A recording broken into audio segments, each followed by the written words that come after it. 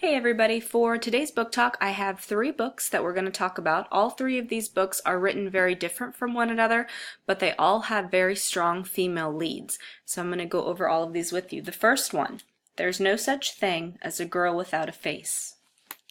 So our first book is Faceless, let me get it over here, by Alyssa Scheinmel, and I'm going to read for you a little blurb from this book. My head is wrapped in bandages, but I can see that where my nose should be protruding, it's flat as a pancake. My face kind of collapses just below my bottom lip. The gauze sinks inward where my chin used to be, like someone took an axe and sliced the bone right off, leaving nothing but empty space between my mouth and my neck. The string of panic around my rib cage is tight, tighter than it's ever been before. I've never seen anything so ugly. I'm a freak, an alien, an extra from a sci-fi movie. I'm a monster who makes children cry. The cautionary tale parents tell.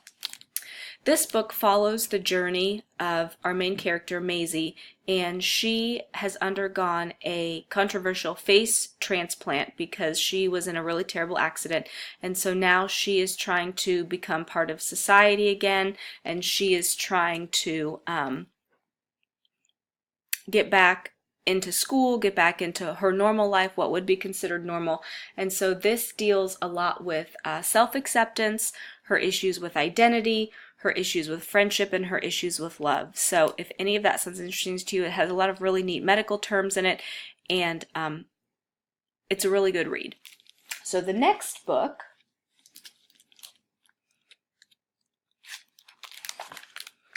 That's Me. I'm fat. It's not a cuss word. It's not an insult, at least not when I say it. So I always figure, why not get it out of the way?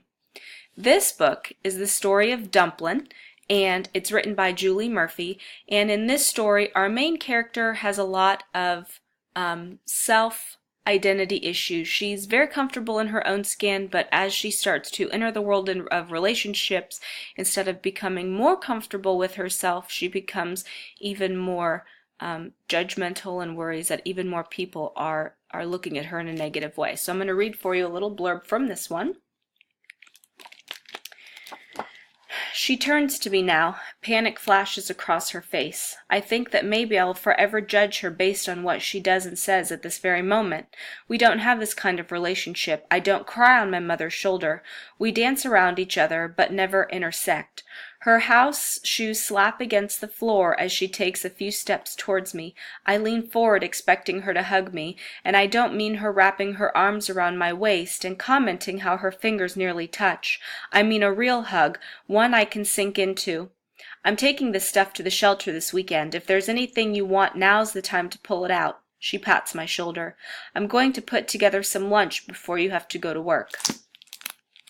So in this story, we have Willow Dean Dixon, and she's considered obese. She's very heavy set, and her friends don't judge her, but she becomes very critical of herself. So in order to gain some of her confidence back, as I said, when she goes into that world of dating, she decides to enter a pageant, and she challenges a lot of stereotypes, she challenges a lot of norms, and so this book is a really good read, and it has a lot of those lessons on self-acceptance and identity and that idea of friendship and love. All right, our last one. This one's very different. I really like this one. Let me read this quote to you. I shook my head and tried not to smile. I'm not a vegetarian, I said. Thank you for the invitation, though, Jason. That's really sweet of you.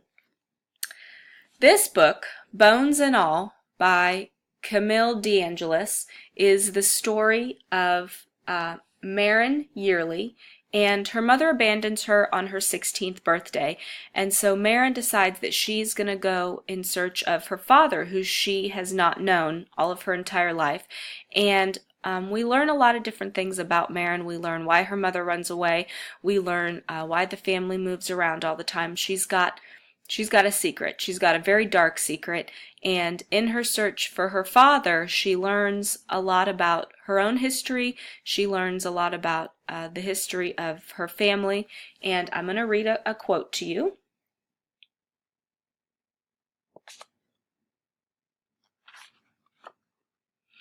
I don't understand. I hadn't done the bad thing in more than 6 months. Mama was all settled into her new job, and we liked this apartment. None of this made sense. Trembling, I went back into the kitchen and read the note again. I don't know if you can read between the lines when there's only one sentence, but I could read all the things she hadn't said clearly enough. I can't protect you any more, Marin, not when it's the rest of the world I should be protecting instead.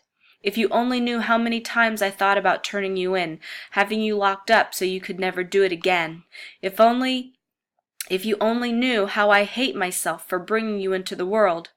I did know, and I should have known when she took me out for my birthday, because it was too special not to have been the last thing we do together. That was how she'd planned it. I'd only ever been a burden to her, a burden and a horror, and this time she'd done what she'd done because she was afraid of me. This book is a very, very powerful book because it really challenges self-acceptance and self-identity in a way that the other two books do not. So I think hopefully you'll find a really interesting read in all of these, and hopefully you'll enjoy each of them. So remember, all three of these books have very strong female lead characters. There's a lot about family drama, family emotion, how to deal with some of those things, and just that idea of who am I? Can I be accepted for who I am? How do other people perceive me? But I think everybody can find value in each of these books. So if you would like to find out about any more of them, just let me know. Have a great day.